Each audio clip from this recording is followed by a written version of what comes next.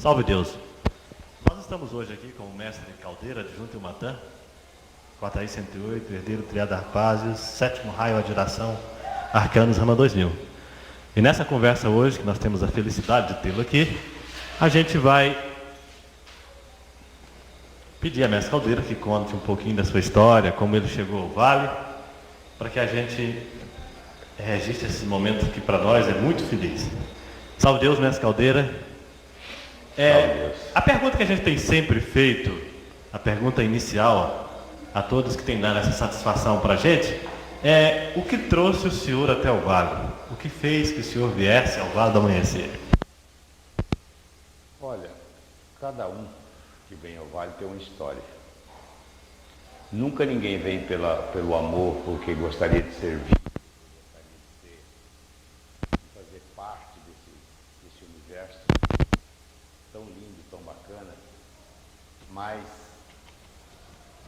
a minha história é um pouco diferente, é até interessante, de certa forma interessante. Porque eu, aos 7 anos de idade, a minha vida era, desde 7 anos de idade, a minha vida era completamente diferente. Era uma outra coisa, um outro ritmo de vida, uma outra maneira. Quando eu completei 18 anos, para 19 anos, eu deixei a vida de lutar, e partir para a estrada. Um dia eu estava em casa na época. Naquela época eu morava no Guará. E eu estava lavando um fusquinha que eu tinha comprado na porta de casa, quando apareceu um camarada com uma perna engessada, dizendo que era possível levar ele ao hospital. E eu fui levar. E vou, não tem problema nenhum. E quando eu saí com ele, ele disse, mas é lá em Planaltina. Pensei, estranho, né? O cara, de repente, tem que levar no hospital lá em Planaltina. Mas não tem hospital aqui. Não, mas eu tenho que ir lá em Planaltina, porque esse rapaz era um senhor meio moreno, alto, de bigode bem fechado. E ele estava até com a calça assim, listada e aberta, por causa do gesso na perna. E eu vim trazer. Quando cheguei aqui, era um domingo à tardezinha e tinha naquele tempo era um pouquinho de médio aqui e para Santa Branca ele incorporava, né? Não sei se ele incorporava sempre, eu sei que quando eu cheguei ele estava incorporado. Aí esse rapaz desceu do carro e uns 10 ficou por ali, eu fiquei esperando e esse rapaz não apareceu mais, saiu. Foi a última vez que eu vi esse rapaz. Aí chegou alguém e disse que estavam me chamando. Eu fui lá e conversei com o Pai Santa Branca incorporado a primeira vez na minha vida. E fiquei impressionado com aquilo, né? Eu nunca tinha noção de espiritualidade, a minha vida era completamente outra, era um outro ritmo de vida, era disputa de campeonato, de coisa, então era uma outra coisa.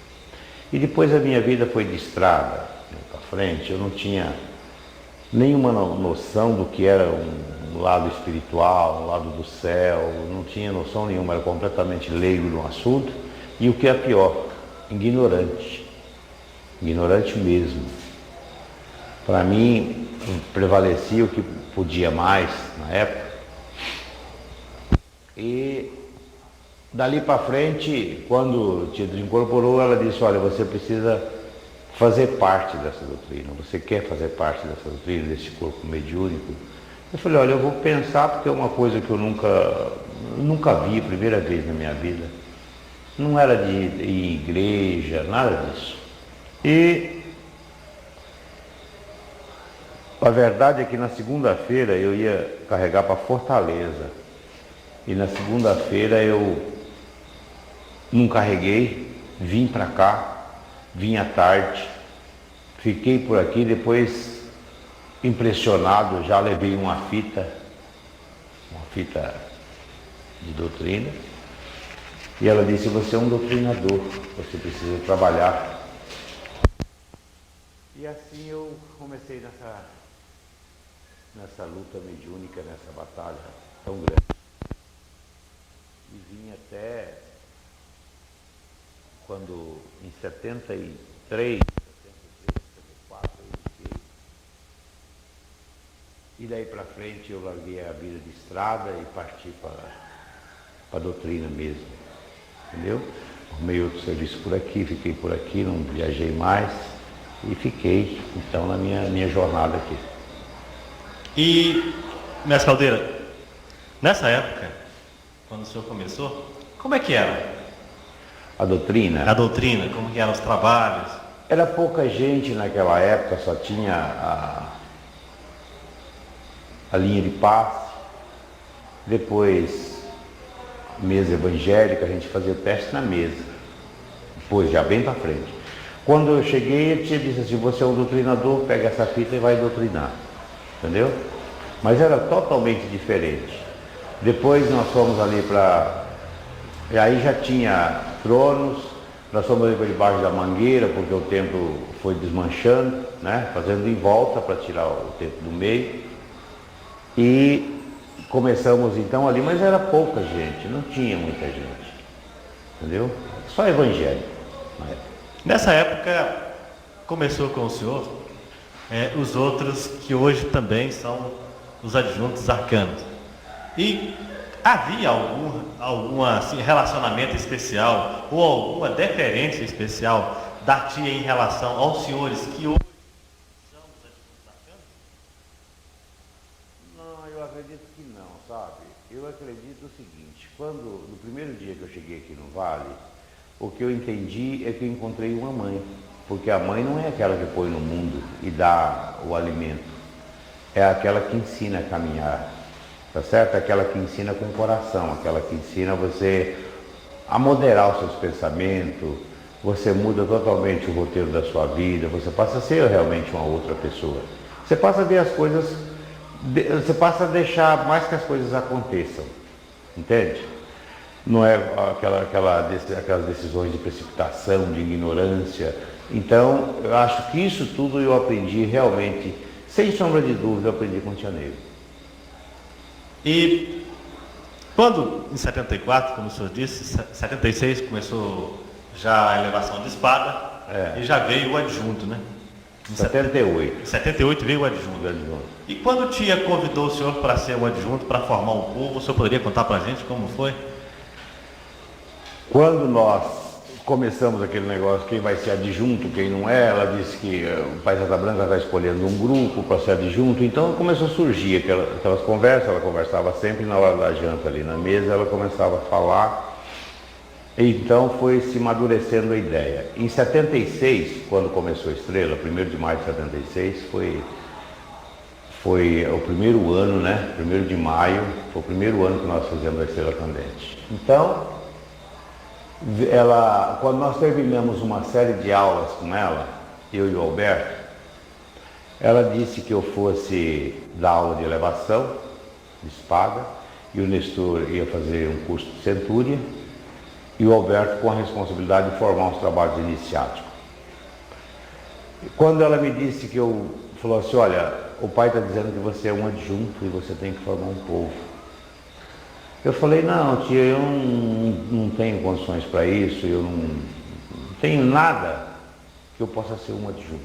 Eu quero ser um componente. Eu até me propus a ser um componente do Alberto na época. E ela disse, não, vocês dois têm uma vida transcendental muito acarretada de dívidas e você tem um povo que vai chegar aqui. Muitos já são componentes seus.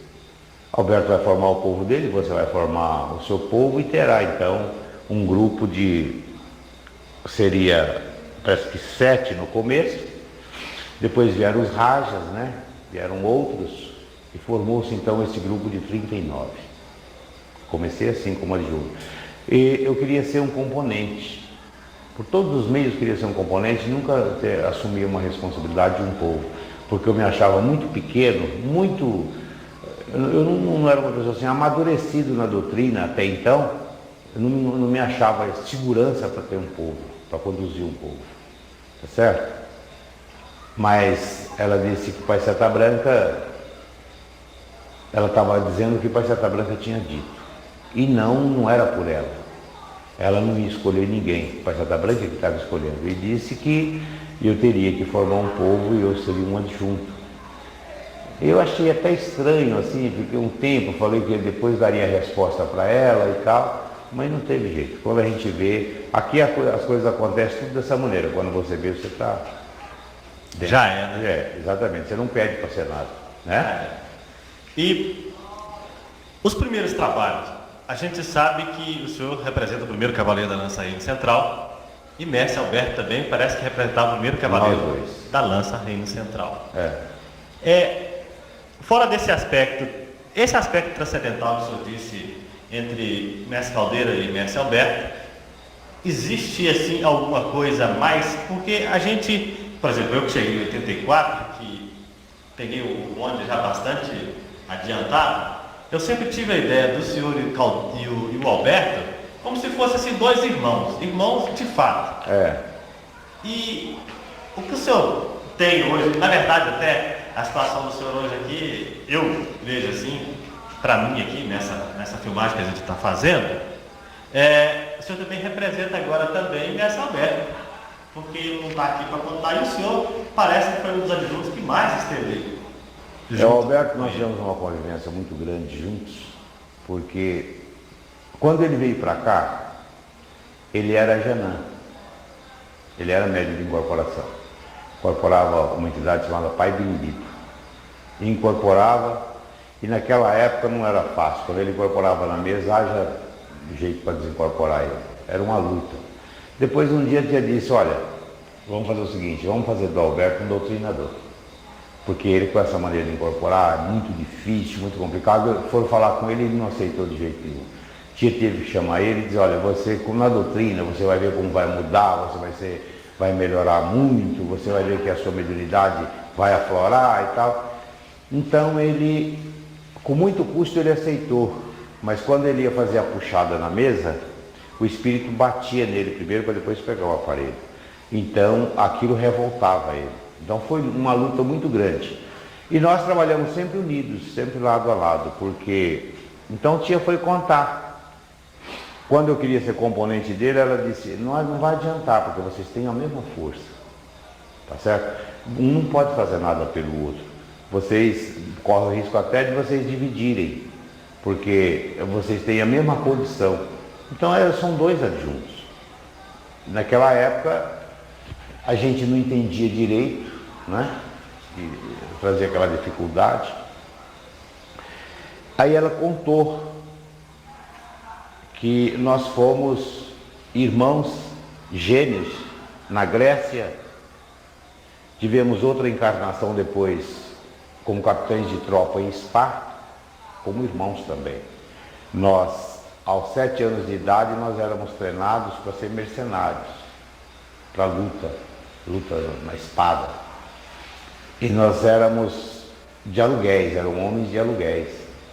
Nós éramos alugados para as conquistas, né? Os cavaleiros mercenários. Para as grandes batalhas. Então, ela disse que nós fomos irmãos gêmeos na Grécia, fomos irmãos em Esparta, não gêmeos, mas fomos irmãos em Esparta. E quando eu assumi uma tropa junto a Leônidas, eu assumi mais por vingança, porque ele tinha perdido a vida nessa batalha. Entendeu? E então, depois tivemos uma outra encarnação em Angical, e depois, em Angical, um matou o outro. Em Angical, numa festa, numa noite onde havia reuniões e pessoas se divertindo, nós desentendemos e um matou o outro. Resquício dessa batalha de Esparta, pela minha vingança. tá certo? De Esparta. Então eu fiquei com uma dívida sobre ele. Depois de Egical viemos nos encontrar aqui, no Vale. Foi até uma coisa até interessante, porque nós trabalhávamos juntos na presidência e quando ele veio para cá, eu já o conhecia. Só que ele era do Campo Limpo, na época. E eu vim para o Vale, né?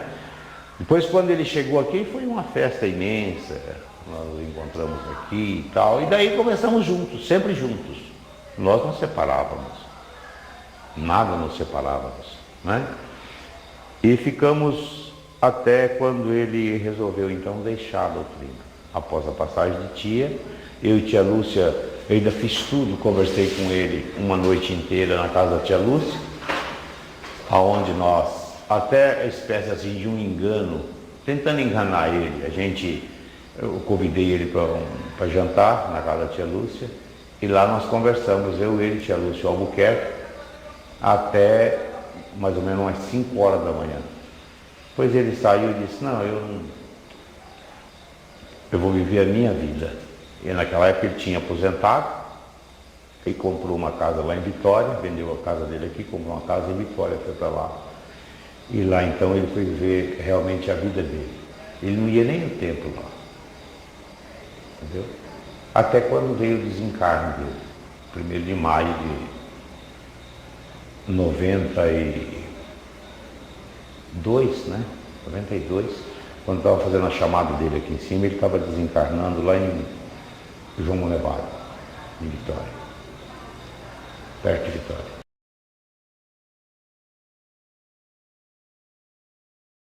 Existe uma história que contam de Mestre Alberto, em que o senhor estava fazendo um leito magnético e ele estava sentado ao lado de tia.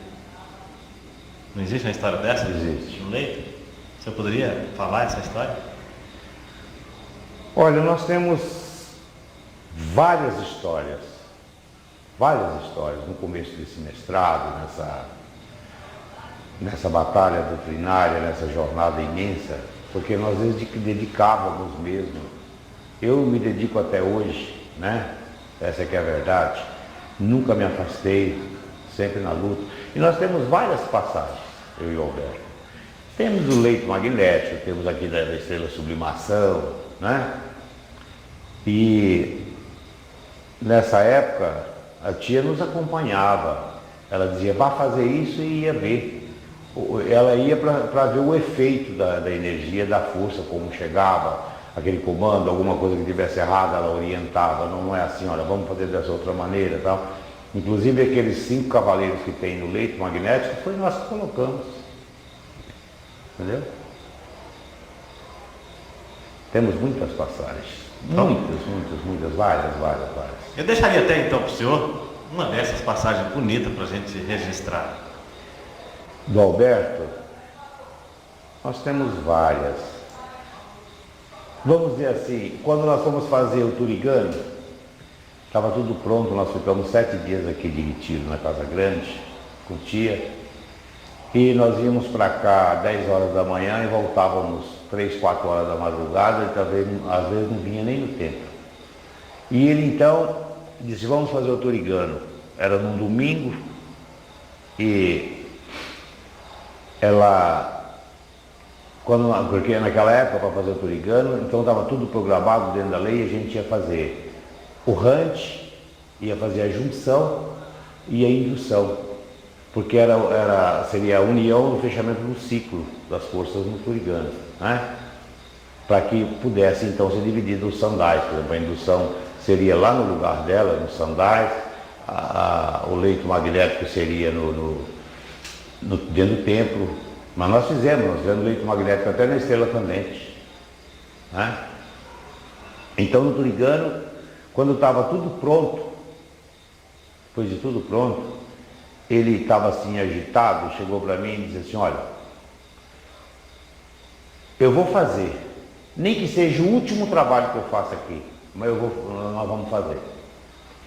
E tia ouviu, tia estava distante, E quando estava assim, naquele intervalo da chamada das ninfas, a tia chamou ele e disse assim, olha, na hora ela não falou nada, ela não ouviu, ele achou que ela não ouviu porque ela estava distante, ela estava até do lado da via sagrada, né? Ali na entrada da chama da vida. E nós estávamos sentados lá no banco ali, embaixo dos cavaleiros, e ele falou, cabra, nem que seja o último trabalho que eu faço aqui, mas nós vamos fazer esse leito, esse brigando. E aí ele começou e tal, foi indo, foi fazendo a chamada. Quando terminou, estava para terminar ali na chamada, tia veio, sentou perto dele, passou a mão na cabeça dele e disse assim, olha meu filho, não é o último que você vai fazer vários, vocês têm compromisso desse trabalho, tá certo?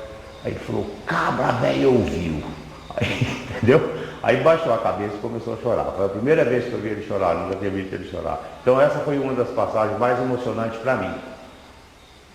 Entendeu? Foi um grande, talvez ali, uma grande prova, porque ele duvidava da clarividência da tia. Ele tinha algumas dúvidas sobre a clarividência dela. Inclusive ele teimava com ela. Ela dizia, não, meu filho não é assim, é assim. Ele dizia, não, mas eu não vou fazer isso. Ou dessa maneira como a gente vai fazer, vai ficar melhor. Ele teimava muito. Quer dizer, ele não ia muito pela clarividência da tia, certo? E ele tinha uma maneira de dizer assim, não, a mãezona, a gente não sabe quando ela está usando a clarividência, né? Então ele duvidava. E esse dia ele chorou exatamente pela grande prova que ele ouviu. Porque, como ele falou, não tinha como ela ouvir. Entendeu? Isso foi uma coisa que me marcou muito. Talvez para mim, também até para mim e para ele, né? Essa prova do poder da clarividência da tia.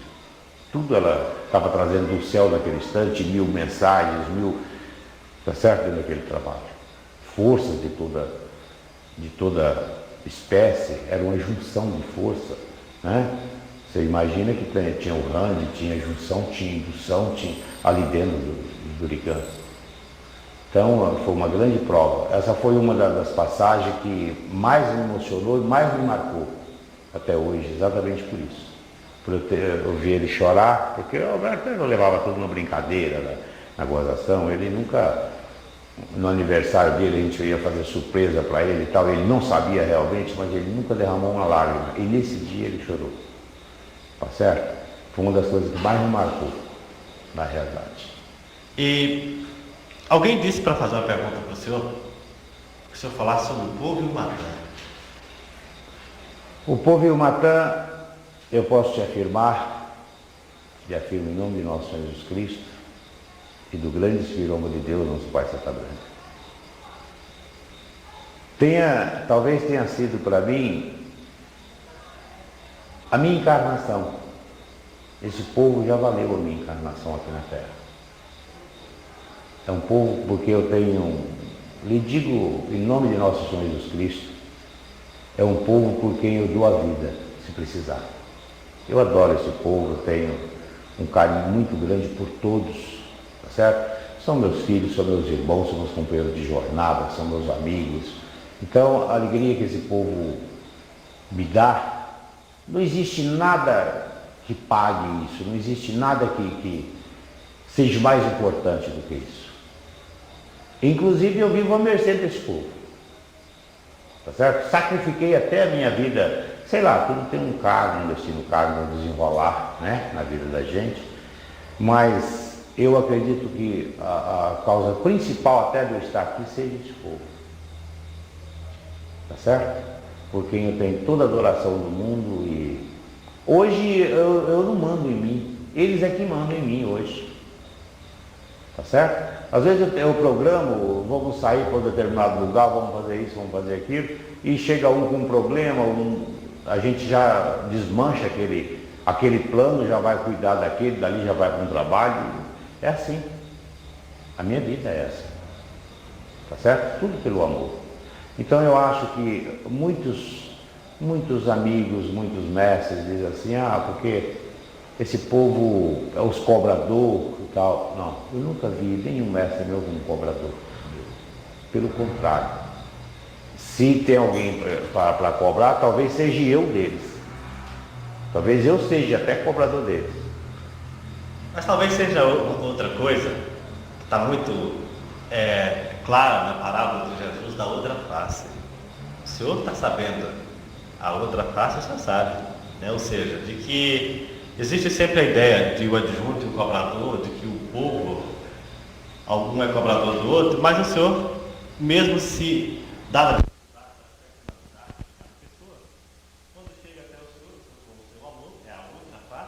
É a outra face. é a outra face, é a face do amor. Exatamente. E tia Neiva? Tia Neiva, é difícil a gente falar sobre tia, né? Porque é a mãe, a amiga, a companheira. Eu convivi na Barra da Saia da tia 14 anos. 14 anos. Não é 14 dias. Sempre dentro da luta doutrinária, dentro da batalha doutrinária, nunca afastei daquilo que ela determinou 1 milímetro. Sempre em cima da linha doutrinária. Então, tia, como eu já disse a você,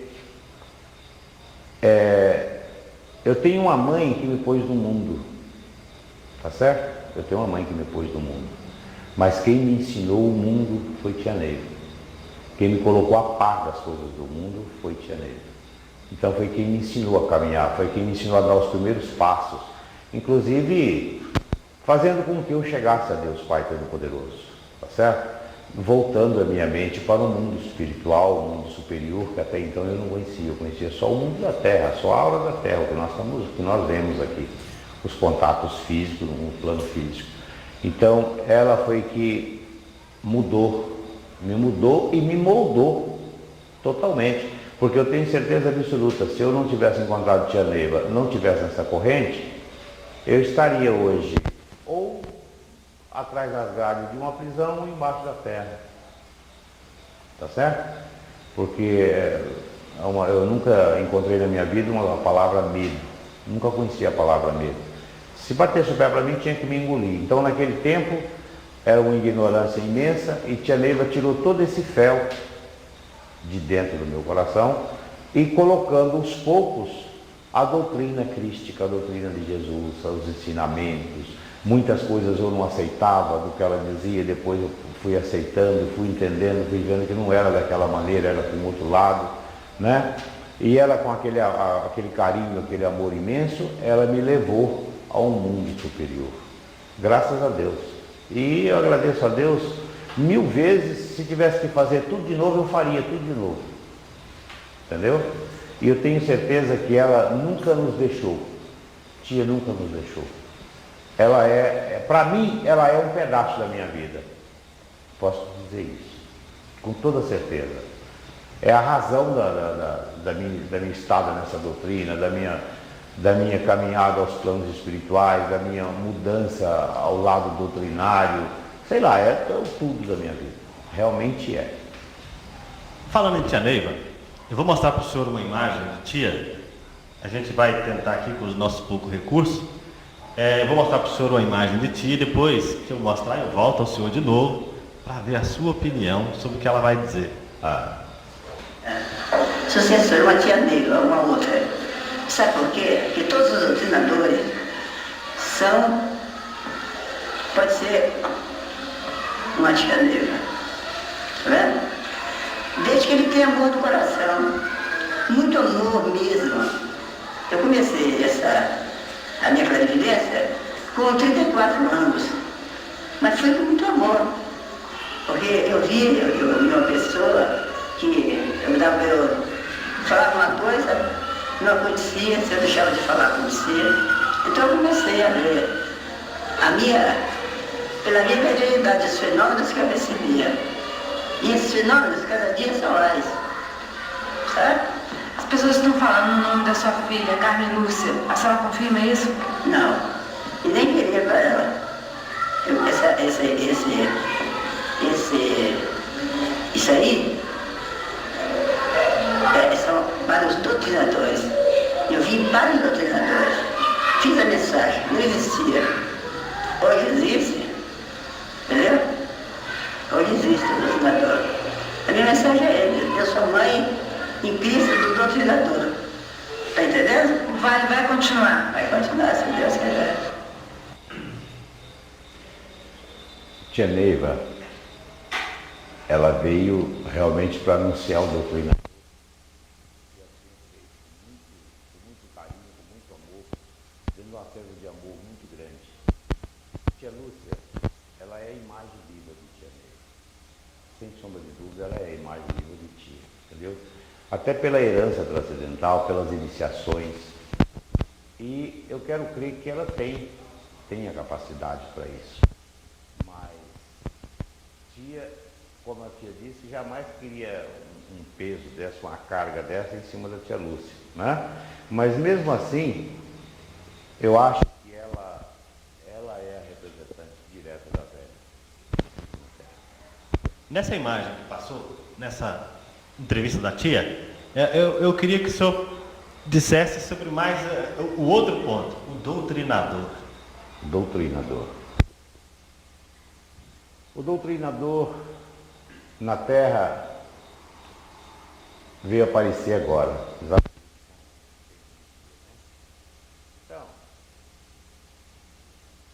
é o homem que foi, ela ganhou o título, inclusive, de 408 por ter levado, por ter trazido para a Terra o doutrinador, consagrado doutrinador. Nasceu dela, por isso ela ganhou o título de 408. O Apará já existia. É uma mediunidade linda, maravilhosa, mas não foi com a responsabilidade de Tia Neiva, né? O doutrinador é o homem que veio para somar com o doutrinador. Por quê? Porque naquela época, naquele mundo de...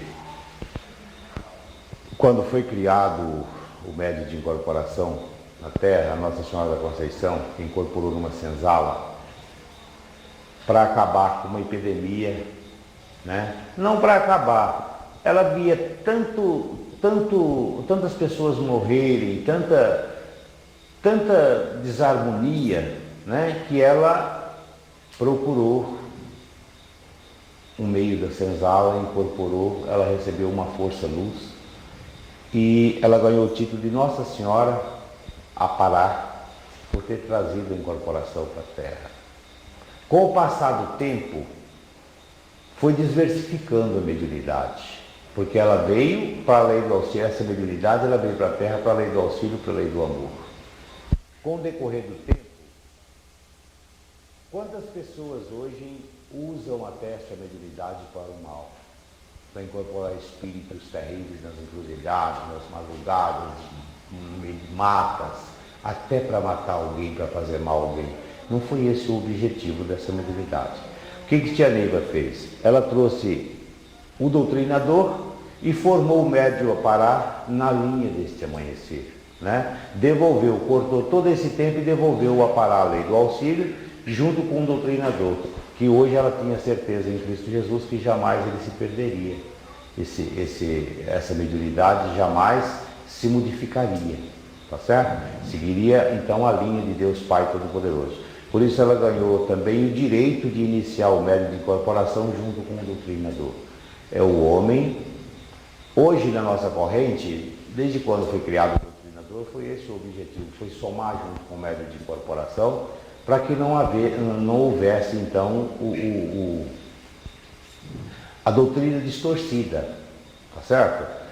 As duas mediunidades juntas, unidas em Deus Pai Todo-Poderoso, para dar a melhor condição a esses espíritos que não conhecem Deus, que ainda vivem arraigados no ódio, cheio de tanto instinto de vingança, de maldade, e que eles possam receber essa triangulação de força e se voltar para Deus.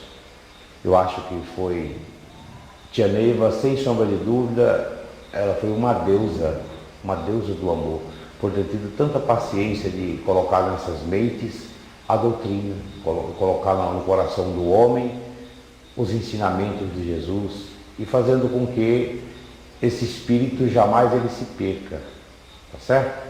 Por que isso? Se fosse só o médium, porque às vezes o médium incorpora E é um poder. O médium de incorporação, com tudo que a gente conhece, eu tenho um respeito muito grande. Primeiro eles diziam que eu era advogado dos aparás, mas não é.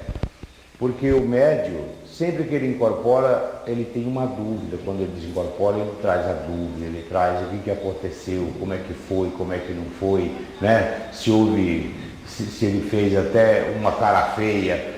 Tudo isso é a preocupação do médium de incorporação. E o doutrinador, somando com ele, exatamente para ajudar nesse sentido. Então, o governo dessa doutrina é o doutrinador, porque foi trazido por Tia Neiva. O apará já existia, ele é formado na linha desse amanhecer. Tá certo? Então, isso é o doutrinador. É o homem em dois planos, por isso que nós temos esse sinalzinho no escudo, né? É o plano físico, o plano superior, é o homem em dois planos, é o doutrinador com o pé no chão, com a cabeça no lugar, não cheio de fanatismo, de vaidade, de superstição, não, é o homem com a cabeça no lugar, sabendo que existe um dedo acima da sua cabeça, um mundo superior, e que nós temos que respeitar e temos que acatar. É as ordens dos mundos supremos, tá certo? Então, eu vejo aí as duas mediunidades, dois poderes, dois oráculos, duas forças, com um único objetivo, a lei do amor, a lei do auxílio. Um depende do outro. E um não faz nada sem o outro. Tá certo? Nenhum doutrinador faz seu médium de incorporação e vice-versa. Então, são duas forças, são dois oráculos, são dois poderes, com um único objetivo, a lei do amor, a lei do auxílio. Sem um, nós não faríamos nada, sem o outro também não faríamos nada. Salve Deus.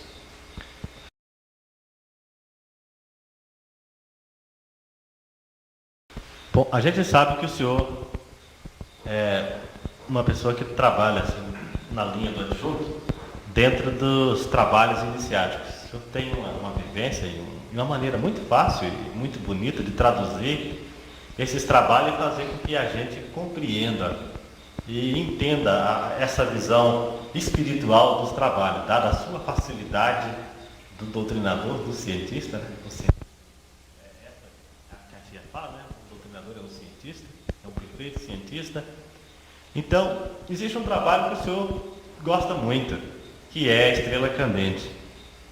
E, então, assim, nós gostaríamos que o senhor, para a gente, é sempre bom a gente ouvir falar, principalmente para alguém que tem esse carinho, esse amor tão grande pela estrela, do senhor. Assim, nessas pinceladas tão bonitas que o senhor está falando para a gente a respeito da estrela, a parte espiritual da estrela. A estrela é um poder que nós temos nessa corrente indiana do espaço. A estrela candente, ela não veio para atender os chegantes, essas pessoas que vêm, que têm a condição de vir então ao seu passe, e lá até como visitante, né? Para ele está visitando. A estrela candente é mais assim a nível de universo, tá certo? É mais a nível de universo, porque são 7 caçambas de força, é um poder infinito, é algo que ninguém nunca viu na Terra, tá certo? Tia Neiva se comprometeu diante dos planos espirituais, com o grande Silvirão de Deus, nosso Pai Seta Branca, esse compromisso de horários. Por isso que ela alcançou os mundos superiores pelo horário, ela foi rigorosamente sempre nos horários. Desde quando ela recebeu a corrente mestra de Banhante, ela nunca deixou abrir 10h10, 10h05, 10h30, 10 horas. A estrela candente, 12h30, 14h30 e 18h30, nos dias que não tem trabalho oficial. Então, ela alcançou os mundos superiores pelo cumprimento dos horários e a confiança que eles foram depositando nela. De conformidade que eles foram depositando a grande confiança nela, ela foi alcançando os mundos superiores. E foi trazendo chaves, e foi trazendo forças, e foi nos dando uma condição de sermos elevados ao mais alto nível iniciático deste amanhecer. A estrela candente, ela é algo que ninguém nunca viu na Terra, nunca existiu na Terra. Um mestrado, uma estrela candente nunca existiu. Nós estamos dentro de algo supremo, tá certo? Nós somos diferentes dos outros, das pessoas comuns, porque nós temos um poder iniciático. É só você colocar isso dentro do seu coração, voltar para dentro de você, voltar para você mesmo. E você vai alcançar esses poderes. Porque, veja bem, nós temos ali 7 caçandas de força que atuam sobre a estrela candente. É um poder infinito. Aqueles espíritos que vão ali são espíritos dos vales negros, são espíritos que estão fora até de condições reencarnatórias, né? Porque se você observar, todo o nosso trabalho gira em torno do espírito sofredor. Ele gira em torno do espírito sofredor e o espírito encarnado que poderia se tornar um sofredor, cheio de mágoas, de ódio, de frustração, de sentimentos, né? Até por vidas mal distribuídas, sei lá, por um motivo ou por outro. E a estrela candente, além da energia que ela desprende para as curas, para a cura física, ainda mais a cura espiritual, quer dizer, um espírito desse que está fora de condições reencarnatórias, ele passa por um esquife daquele ali, recebe o ectoplasma do doutrinador, porque você imagina a condição desse espírito, né? Os nossos aparelhos hoje, com esse grau elevadíssimo de consagrações, ele é um foco de luz, ele é um poder. Ainda não tem condições de incorporar um espírito desse, quer dizer, ele poderia ficar obsediado para sempre, ou poderia causar até um trauma na pessoa, nesse médio. E de repente esse espírito, ele passa pelo ectoplasma do doutrinador, recebe aquele fluido magnético, recebe a doutrina, não que ele vá se voltar para Deus por aqueles 2 minutos de doutrina, não, mas é porque dali ele é levado a uma outra dimensão, ele integra e desintegra, chega no lugar, segundo o Tia, chamado umbral, aonde ele vai receber as energias, a força, a condição de ir se moldando.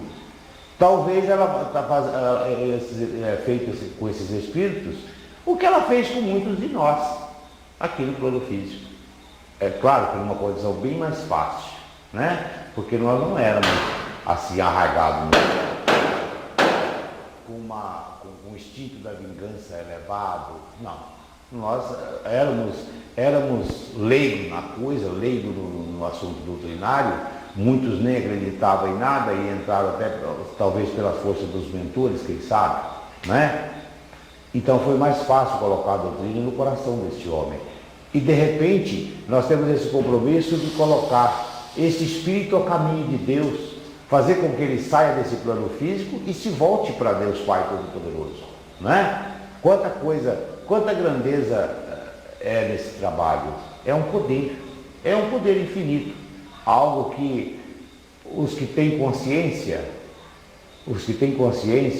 deveriam dar toda assistência a esse trabalho, não só a estrela, como os trabalhos iniciáticos, né? Que tudo descende da estrela candente, o nosso mestrado descende da estrela candente. Enquanto nós não fizemos a estrela candente, não nos foi possível penetrar no mestrado, no mundo iniciático, né? Ela puxa 7 linhas da magia de Nosso Senhor Jesus Cristo. Por isso é que há 7 castandas de força, a assistência das 7 castandas. São energias luminosas da cura, em todos os sentidos, né? Do espírito, do corpo físico, enfim, é um poder infinito. Então, por isso que eu tive assim, uma grande preocupação, de certa forma, com a estrela candente. Porque hoje nós estamos aqui, esse grupo, esse pessoal que foi formado, que viram Tia, que conhece, que estão dentro dessa linha doutrinária, mas e amanhã? Os que virão amanhã, como é que vai ser? Será que eles têm essa consciência? Tá certo? Será que eles tiveram esses ensinamentos com toda a perfeição possível? Será que foi colocado o amor? Será que eles têm consciência de ser colocado o amor realmente dentro do coração? Porque tudo é pelo amor. Se não for, não adianta. Não existe a razão. Nesse lado não existe a razão. Então, é uma das grandes preocupações nossas e que todos os mestres mais veteranos devem ter com a estrela candente, até o grande Janatan, deve ter essa preocupação de passar para os novos o poder da estrela candente, para que continue com todo o respeito e dando todo o valor merecido àquele trabalho que é realmente um poder. Tá certo? Essa é a nossa preocupação. A minha, por exemplo, é essa preocupação que eu tenho. Esses meninos novos que estão surgindo hoje serão os futuros comandantes do amanhã. Sim, eles serão os comandantes do amanhã. Mas será que eles irão comandar com a consciência ou porque vê o outro comandar? Então é preciso que seja passado isso com muita calma, com muita cautela, aqueles que vão surgindo, que vão chegando aos comandos desses trabalhos, Estrela Cadente e outros, sendo dosado para que eles tenham consciência realmente do que é isso. Tá certo? Porque é algo que ninguém nunca viu na Terra até então. E precisamos ter essa preocupação. Certo? É sério, eu vejo como uma grande seriedade e uma grande responsabilidade acima de tudo. Tá certo? A última consagração em Levo. A última consagração de elevo que nós fizemos, que por sinal não fizemos mais, né? Não sei porque os devas deveriam até se harmonizar direitinho e marcar uma consagração de elevo. É quando a gente recebe a confirmação da força no plexo. A consagração de elevo é isso. É uma confirmação da força no seu plexo. Tá certo? É como se você dissesse para o plano espiritual: estou aqui. Tá certo? 1984, foi em 1985 a última consagração de elevo. Foi quando os senhores adjuntos fizeram Rama 2000 e passaram a condição de arcano. Houve alguma, por exemplo, foi a consagração de elevo, nesta consagração de elevo que elevou, né, embora em elevo e elevou seja diferente, levou os senhores à condição de arcanos? Eu não tenho bem certeza. Pode ter algo. Pode ter ligação. Tá certo? Porque de uma consagração de adjunto a outra é uma média de 49 luas, ou seja, 4 anos aproximadamente. Então vieram primeiro os ramas, depois vieram, de 4 anos vieram os rajas e depois a unificação, ramas e rajas, né? Foi quando nós fizemos, então, em 84, aquela consagração de elevo, que, segundo o Tia, seria o segmento de uma força, de uma origem, de uma tribo, a consagração nos planos espirituais. Eu quero crer que ali, sem sombra de dúvida, nós subimos um degrau. Tá certo? Foi o que ela nos disse, que naquela consagração de elevo, cada um de nós, pela confirmação, como se nós dissesse, estou aqui, subiríamos um degrau, alcançaríamos uma outra dimensão. E realmente, depois da consagração de elevo, foi que então passaram de adjunto, de ramo 2000 para arcanos. 7º raio de geração, arcanos ramo 2000. A outra estrela, sublimação. A estrela sublimação, como um todo nesse amanhecer, é uma grandeza divina. É uma grandeza divina e que nós temos também o grande compromisso de cuidar e dar continuidade, né? A estrela sublimação é um confronto de duas raízes, dois poderes, o poder de Olorum e de Obatalá. Havia uma rainha negra chamada a Virgem do Sol. Naquele tempo, as pessoas que se apresentassem como missionários eram perseguidos. Eram perseguidos e às vezes eram levados até a forca, levados à morte. E tinha uma rainha,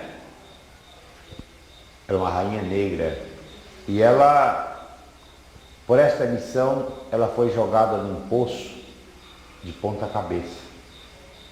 E aquela vibração dela, aquela angústia, aquela vibração, aquele magnético desprendido, ficou-se então ali, houve curas, houve fenômenos até, então chamado o Poço da Virgem do Sol, tá certo? Esse título da Virgem do Sol, ela alcançou exatamente por esta missão.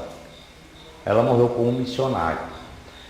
Então, quando nós fizemos a estrela sublimação, o lado físico, a parte física pronta, feita, e ela ficou 8 meses parada, sem funcionar.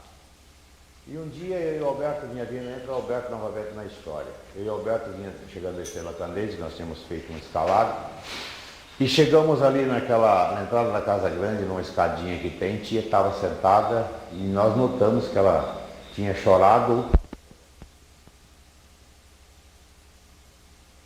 Perguntamos para ela o que tinha havido e tal, e ela disse que estava muito envergonhada porque a Virgem do Sol chegou para ela e perguntou se ela não necessitaria da força dela, que ela então recolheria. E nós tomamos conta naquele instante e vamos fazer então essa estrela. Sábado vai funcionar. Ela disse, graças a Deus, meu filho, graças a Deus. E ela foi então fazer a lei. Nós viemos para fazer a lei, fizemos a lei com ela. É um dos poucos poderes até então na Terra. Esses dois oráculos, o oráculo de Obatalá tem o poder das chaves do doutrinador, tá certo? E o oráculo de Olorum, o transcendente da experiência, da energia. Do transcendente, a experiência do transcendente. É um mundo. Tá certo? Ao confronto dos dois oráculos. Então é puxado essa energia do transcendente. Para que ela se limpe, para que torne-se cristalina, funciona-se a mesa evangélica. São duas energias aqui assim, ó. Elas vão se cruzarem. Mas para que elas se cruzem é preciso que esse meio seja limpado. Tá certo? A incorporação na mesa evangélica. Veja o lado importante, que é dito o seguinte. Jesus invoca nesse instante as forças desobsessivas para aliviar as correntes negativas trazidas pelas ninfas ismênias. O cortejo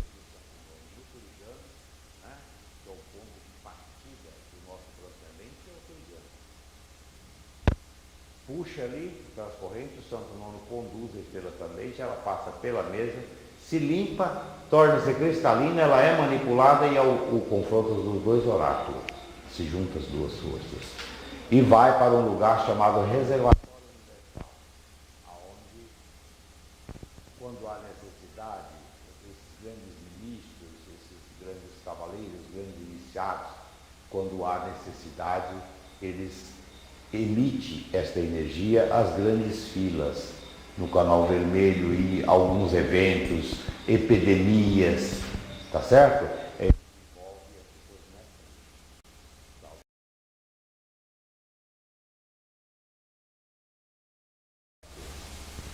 Mestre Caldeira, nessas explicações do senhor, veio uma pergunta até interessante. O trabalho iniciático, nosso trabalho iniciático, ele é mais uma ciência ou é mais uma religião? O nosso trabalho iniciático é mais um poder universal, eu diria assim. Por quê? Vamos dar um exemplo. Se você vai bater uma carta, vamos dizer assim, você pega uma máquina, vai bater ali de uma por uma, né? Letra por letra. E de repente vou dar uma comparação, estou dando uma comparação aqui no físico, salve Deus, né? Você pega digita no computador e roda 1000 cópias em 30 minutos, vamos dizer assim, não é isso? Então seria você bater na maquininha o evangélico, E seria você rodar no computador 1000 copas em 10 minutos, sei lá, seria o iniciático. Você vai ali numa mesa evangélica para passar um espírito, né? Passa um espírito cada vez ali, a doutrina, a incorporação. Num trabalho iniciático desse, às vezes passa 10, 20, 30, sei lá, 100 falanges de espíritos. E a energia desprendida naquele instante reveste talvez até um universo. Certo?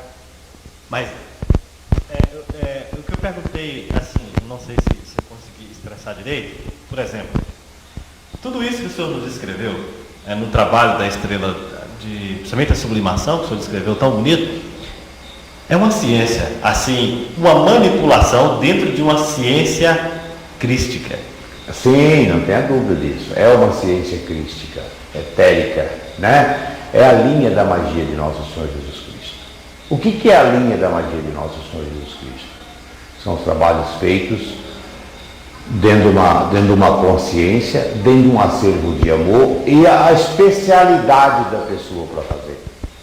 Tá certo? É preciso que você tenha uma iniciação, é preciso que você tenha uma elevação, é preciso que você tenha consagrações, é preciso que você tenha o plexo vinhado, para que você esteja conivente com na condição de receber essa energia e emitir essa energia. Então tudo é um movimento de forças incríveis.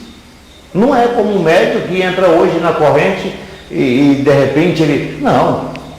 Entendeu? É preciso que seja médio realmente. O que fala naquela abertura ali no Turigano? Só quem poderá realizar esse trabalho é quem tem, em outras palavras, é quem tem as consagrações deste amanhecer. Tá certo? Por quê? Porque são pessoas médias que têm a força em condições de emitir, de receber e emitir. É uma ciência etérica.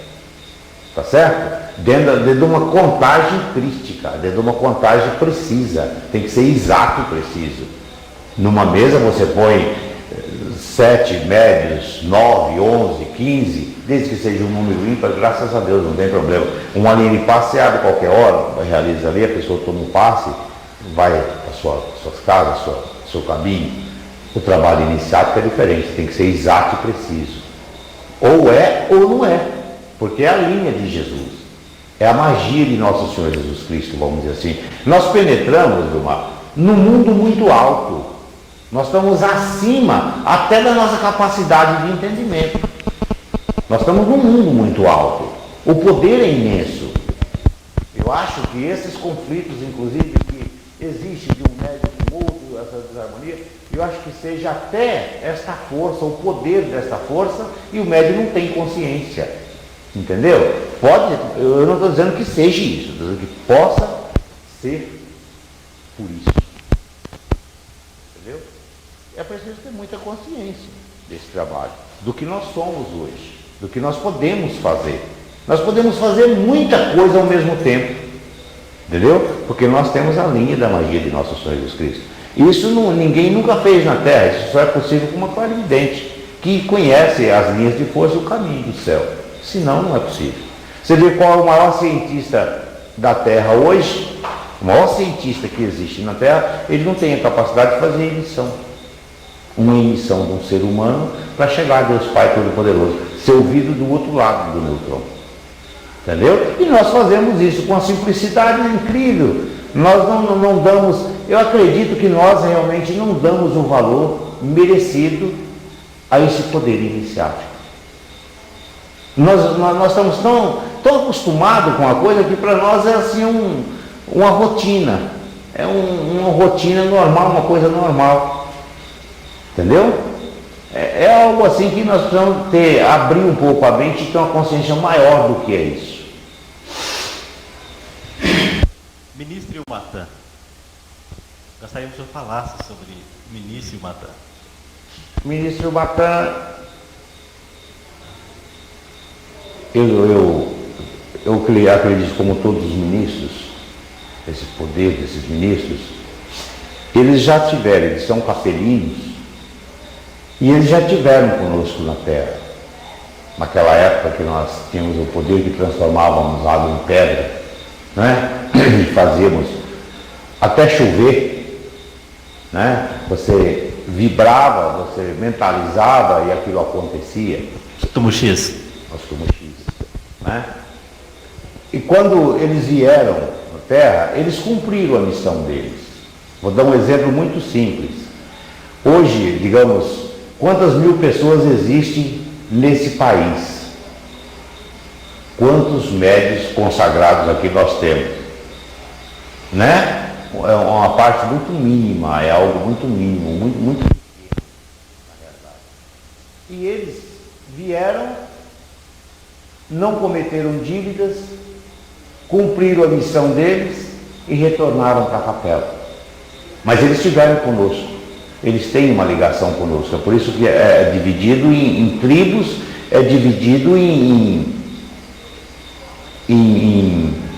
vamos dizer assim, é dividido em origens. As origens mais evoluídas, menos evoluídas e daí por diante.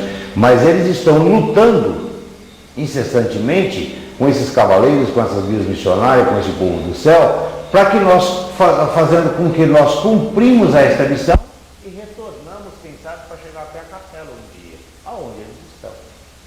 É a maior missão deles na Terra, junto a Tia Neila, né? Então eles vieram, e quando nós alcançamos o poder iniciático, eles vieram de encontro a nós, porque até então não era possível eles chegarem até nós. Porque eles é tão sublime, a condição deles é tão alta e nós tão rude, tão ignorante, que a divisão é muito, tá certo? É muito longa, tá certo? E eles, quando nós alcançamos, através das consagrações, os planos espirituais, o terceiro e o sétimo, vamos dizer assim, eles então vieram para nos ajudar para fazer o que e hoje estão conosco, graças a Deus, fazendo com que nós cumprimos a nossa missão, que não resgatemos todas as nossas dívidas, mas que pelo menos não cometamos outras e possamos chegar aos mundos superiores, né? Com tudo isso, com todo esse poder que nós temos, você vê às vezes a pessoa, eu não dou muita importância e tal, entendeu? Com tudo isso, mas a realidade é que eles lutam incessantemente noite e dia para que nós cumprimos esta missão e chegaremos um dia ao plano superior, aonde ele está, é a família, tá certo? Cada ministro é uma tribo, ele tem uma tribo dele na terra, salve Deus. Todos os momentos que o senhor viveu junto à tia, a gente sabe que foram especiais. Mas o senhor deve ter um momento que, digamos assim, é mais do que especial e que o senhor lembre e queira dizer para a gente. Olha, eu acredito que todos os momentos que eu vivi com tia foram especiais. Só eu agradeço a Deus todos os dias a oportunidade feliz da gente estar junto ali, uma hora cantando, outra hora conversando sobre a doutrina, tá certo? Era a maneira que ela tinha de penetrar no coração da gente. Pela sua evidência dela, pela maneira dela ser, eu acho que era o meio mais viável que ela tinha de penetrar no coração da gente. Tá certo? Porque se você gostasse de cantar, ela sentava lá mesmo, pegava um violão e ia cantar com você. Se você gostasse vamos dizer assim, quando você puxava para o lado doutrinário, aí ela entrava com tudo. Por quê? Porque havia mais facilidade dela penetrar no seu coração, certo? Então, esses 14 anos que eu convivi com tia Neiva, ali lado a lado, eu acho que eu fui uma pessoa que mais cobrei tia Neiva, tá certo? Porque eu via ela falar qualquer coisa sobre a doutrina, e eu ia em cima e queria saber profundo o que era aquilo, por que daquilo, como é que era, tal. Então, às vezes ela até dizia assim, depois eu te falo. E depois eu ia cobrar, né? Até que ela me trouxe, ela falou assim, você pega um livro, e faça a pergunta e deixa comigo que eu te respondo, né? Eu tenho esse livro com 1000 perguntas e 1000 respostas. Então, eu cobrei realmente de janeiro em cima ali. Mas eu quero crer que isso tenha sido até um pouco pelo plano espiritual, porque senão hoje eu seria assim até mais leigo na doutrina. Porque ela, vamos dizer assim, muita gente fala assim, não, porque tia deu muita atenção ao Alberto Caldeiro. Mas não tinha ninguém mais ignorante na época do que nós dois aqui também. Entendeu? Então eu acho que ela fez o que Jesus fez. Jesus deixou todos os sábios, os profetas, e foi buscar os pescadores. Né? Tia Neiva deixou tantos homens formados que se fossem adjuntos teriam formado um povo enorme. Aí tudo, não. Foi buscar um Caldeiro e um Alberto, dois animais. Tá certo? E colocou a doutrina no coração desses homens e colocou esses homens na doutrina, para trabalhar doutrinariamente. Eu acho que foi isso, certo? Agora, quanto ao lado especial, acho que todos os momentos que eu vivi com tia foram especiais. Para mim foram especiais. Tá certo? Porque você chegava ali, na casa grande, e de repente você terminava-se a aula, um trabalho, meia-noite, 1h da manhã, ia para ali, saía 4h30, 5h da manhã, conversando, entrava num assunto e aprofundava naquele assunto, ia esmiuçando aquilo, botando em miúdo, sabe, tudo certinho. Só pelo amor, pela paciência, pela condição dela. Então eu acho que tia Neiva, para mim, se eu tivesse que fazer uma comparação, eu vejo ela como uma deusa do amor. Era para mim uma deusa do amor. Eu já não digo mãe, porque mãe eu acho que seria uma palavra até simples, né? Para eu ter ela assim como mãe. Eu vejo ela como uma deusa do amor. Uma mãe em Cristo Jesus mesmo. Entendeu? Acima até da imaginação da gente. E com aquela liberdade, aquele carinho, ora ela brigava com a gente, ora ela xingava a gente, tá certo? Depois ela mandava chamar, e era desse jeito. Então, esses 14 anos foram assim, tá certo? Foi a maior realização que o ser humano pode ter. Eu acho que um espírito encarnado na Terra, que teve essa oportunidade, eu acho que tem que ser uma pessoa privilegiada realmente. Privilegiado. E eu acredito que isso seja até arte, até dos mentores, essa oportunidade, venha ser até pelos mentores, para que aquela pessoa que poderia cair amanhã ou depois no mundo negro, voltasse para Deus. Eu acho que possa ser isso.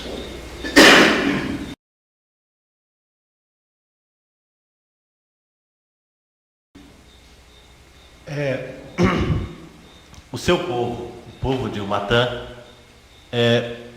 o que o senhor gostaria que tivesse cada um dos seus componentes? Porque, na verdade, como o senhor mesmo disse, depois é o pai, é o irmão, é o companheiro, é o amigo. O adjunto, para aqueles que têm a felicidade de compreender a extensão da palavra adjunto e pertencer ao adjunto, é uma família que é como se alguém estivesse caminhando, estou dizendo isso por até experiência própria, como se a gente estivesse andando por muitos lugares e de repente encontrasse alguém e começasse a conversar e daqui a pouco, pela própria emanação e pela própria transcendência, pela força espiritual, a gente reconhecesse o irmão, no adjunto o pai, o amigo, o companheiro. Hoje, sem tia Neiva, aí já vem a pergunta, hoje sem tia Neiva, cada mestre que tem o seu adjunto, que confia nele, procura muito o adjunto. Então, eu gostaria que o senhor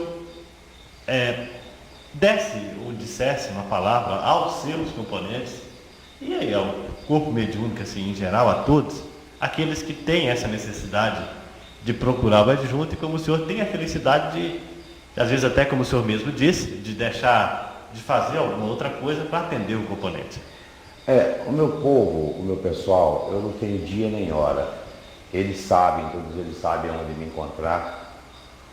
Eu estou em casa todos os dias da semana, não existe sábado, domingo, feriado, dia santo, 24 horas, né? E você sabe que o meu maior desejo é de ver esse povo unido em Cristo Jesus. Unido mesmo, sabe? Sem as mágoas, sem os ressentimentos, porque isso não nos leva a nada. Nós estamos aqui numa passagem, vamos dizer assim, como uma escola do caminho. Amanhã deixamos essa vida, essa roupagem e vamos para outra dimensão, para outro plano, aonde só fala quem tem o amor, na realidade. Por que, gente? Nós temos que conscientizar porque as pessoas sofrem, porque as angústias, porque o desespero, porque os conflitos, se tudo é passageiro, nada é fixo aqui nesse plano físico, né? As coisas boas são passageiras, as coisas ruins são passageiras, tudo que tem um começo tem um fim. Só é eterno quando deixarmos essa roupagem e alcançarmos outras dimensões, outros planos. Então não vale a pena. Então o que eu peço, o que eu gostaria de dizer a esse povo, não só os meus componentes, mas ao corpo mediúnico, vamos dizer assim, desse amanhecer, a esse terceiro sétimo, esse poder infinito, né? Que antes de você dar uma resposta ao seu irmão, pare e pense. Veja se vale a pena você magoar alguém, você ferir alguém, você maltratar alguém, a troco de quê? De quê? Para satisfazer o seu ego? Eu acho que não. Então o que nós temos que fazer é o seguinte, nos unir, porque estamos dentro de uma coisa chamada corrente. E corrente ela é formada de elos. Só é possível se nós dermos as mãos como irmãos realmente, para que possamos tocar esse grande compromisso que nós temos. Hoje nós não temos tia conosco, mas temos o compromisso doutrinário, o compromisso da doutrina, e nós temos que tocar esse barco da melhor maneira possível. Porque seria difícil se não conhecêssemos as linhas doutrinárias, mas conhecemos, então está tudo fácil. Qual é a dificuldade? Você sente dificuldade em se unir com seu irmão? Então, você está errado nessa doutrina, tá certo? Só é possível se nós nos unirmos, juntarmos as nossas cabeças, juntarmos as nossas mentes. Porque só assim é possível nós alcançarmos um mundo luminoso. Cheio de dívidas como nós somos, um transcendente pesadíssimo, muitas mil bobagens nós já fizemos. Hoje não. Hoje nós temos um plexo iniciático, temos as linhas de Deus Pai Todo-Poderoso, temos uma doutrina que milhares de pessoas dariam tudo para fazer parte, até pela força do karma não é possível. Então é esse o nosso grande compromisso, e temos que unir em Cristo Jesus. Não importa que seja só o povo do adjunto, os componentes, mas sim de um modo geral, neste amanhecer. Para que não deixemos uma margem das correntes pesadas, né? Que não sejamos atraídos por espíritos dos mundos da incompreensão, não deixamos esse espaço. Nós temos que ocupar esse espaço, e esse espaço é ocupado como? Pelo amor, pelo coração. Salve Deus. A gente sempre ouve falar Mestre Caldeira, mas e o nome do senhor? Completa. A gente sempre ouve falar Mestre Caldeira, mas aí uma pergunta interessante, como é o nome do senhor completo? Meu nome é Nelson Barbosa Caldeira. Salve Deus. Bom, Mestre Caldeiras, eu não tenho palavras para agradecer o senhor por essa oportunidade para contar a vida do senhor. Nós estamos tentando contar aí, o senhor contando como o senhor veio para cá, e na verdade recebeu então aí, está registrado, graças a Deus, muitas informações sobre o nosso trabalho, sobre o nosso amanhecer. E fica aí para o senhor as suas palavras, se o senhor desejar encerrar. Eu só tenho a agradecer. Eu acho que esse documentário é muito bom, porque, veja bem, quantas coisas nós poderíamos ter feito naquela época com tia e deixamos de fazer, tá certo? Muitos ensinamentos bons, ensinamentos que ela fazia as madrugadas com a gente, né? Experiências incríveis. que a gente passou. Então, muita coisa naquela época nós deixamos passar. Tem uma gravação assim, tem vamos dizer, uma gravação de fitas, né? Tinha tudo para fazer na época, tinha gravador de potência, né? Tá com o Raul, acho que tá com o Raul ainda, o gravador dela, aqueles rolos grandes. E muita coisa nós não fizemos, deixamos, tá certo? Amanhã eu não vou estar aqui, mas você pode passar essa imagem para esses novos que estão surgindo, né? Para esse povo. Eu acho que isso é fantástico, é um trabalho louvável, é algo que você está fazendo assim, pelo seu empenho, pelo seu amor, pelo seu coração. Você tá somando junto à doutrina, você está fazendo uma coisa importantíssima, que talvez você não está dando, você próprio não está dando valor agora. Entendeu?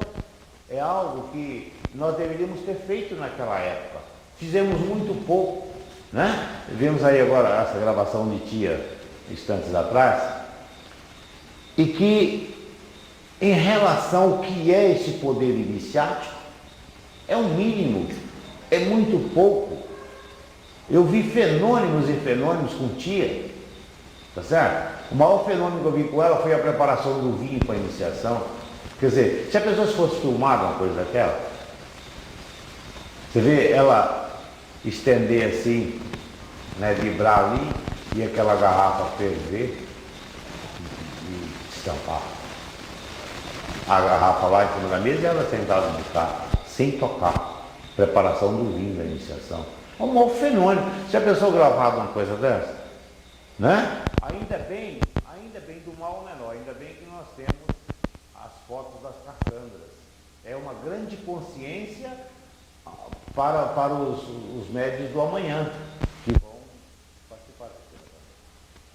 Eles vão se conscientizar através daquelas fotos que nós temos. E dos ensinamentos deixados, os desenhos das cassandras e tudo, entendeu? Esse trabalho que você está fazendo hoje, talvez nem você analisa o valor desse trabalho, nem você analisa, mas é um trabalho realmente excelente, é algo de primeira qualidade, primeira linha, porque amanhã muita gente vai usufruir dessas fitas. Pode ter certeza. O senhor me faz lembrar 1992, 15 de novembro de 1992, eu tive a felicidade de que o senhor falasse sobre 7 anos de Tia Neiva. Eu falo um pouco do que você está do senhor, mas hoje nós temos gravado, graças a Deus, pelo lado está gravado tudo bem, mas junto lá a Rua e o médico de lá. Naquele dia, 15 de novembro de 1992, quando fazia 7 anos que Tia partiu, eles falaram sobre os 7 anos de Tia. Você imagina, o Marabô já se foi, mas tem ele gravado na fita, não tem? Então veja bem, assim como foi Tia, foi o Marabô, amanhã vai o Caldeira, depois já foi o Alberto, o Capuchinho e outros, né? Até chegar aos trinos, sei lá, né? E de repente a doutrina continua até através da imagem, tá certo? Até através da imagem. É muito importante isso, esse trabalho. É louvável isso. É algo que, se todos compreenderem, deve ter o maior respeito, o maior carinho. Eu tinha por você uma admiração muito grande, um respeito. E agora, por esse fato, eu dobro esse respeito, tá certo? Estou te dizendo isso de coração, não para te agradar, não para demagogia, não. Eu dobro esse respeito, porque o seu trabalho realmente, amanhã você vai ver o valor dele. Talvez hoje não tenha, a gente faz assim até com uma espécie até de uma brincadeira, mas amanhã nós vamos ver o valor disso. Bom, mestre Madeira, que Jesus lhe pague essa boa vontade do Senhor. Salve Deus. E que o ministro Matan, o meu trabalho da nossa rede central, deu ao Senhor muita felicidade. Que assim seja, meu irmão. Eu lhe agradeço e quero que você saiba de uma coisa. Eu quero, nessa Tudo que depender de mim, tudo que depender de ensinamentos que eu souber, eu estou inteiro disposto. Quantas vezes precisar, graças a Deus. Não meço esforço para isso. Tá certo? Mesmo porque se eu desencarnar e levar esses ensinamentos comigo, né, sem passar para ninguém, não vai ter qualidade nenhuma. Tá certo? Então, o que a gente recebeu é que a gente tem que passar para os outros. Não a superstição, o fanatismo, a vaidade, não, isso não. A doutrina, o cerne da doutrina, a linha doutrinária, a doutrina como ela é, realmente. Aquilo que a gente aprendeu doutrinariamente, tá certo? Então, eu quero estar sempre inteiro dispor de você, ou de outros que se propuserem a fazer esse trabalho de gravação, enfim, tudo que depender em termos doutrinários, pode contar comigo. Eu não meto esforço para isso. Salve.